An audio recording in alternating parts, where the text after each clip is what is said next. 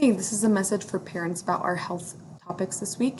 This week in class, we're going to be practicing good hand hygiene, and we're going to learn how to wash our hands and also how to cough into our elbows or sneeze into our elbows if we have to cough or sneeze. I would encourage you that you practice these skills with your kids at home as well. I'm also sending in your packet a little learning book or a story that you can read with your kids that talks a little bit about the pandemic in kid-friendly language and why the pandemic is impacting what school looks like for them.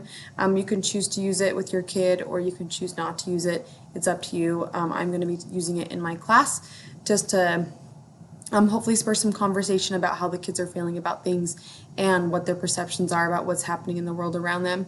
Again, it's optional. If you'd like to use it with your kiddo, feel free. It is in your packet, but you don't have to use it. Anyway, let me know if you have questions. Bye.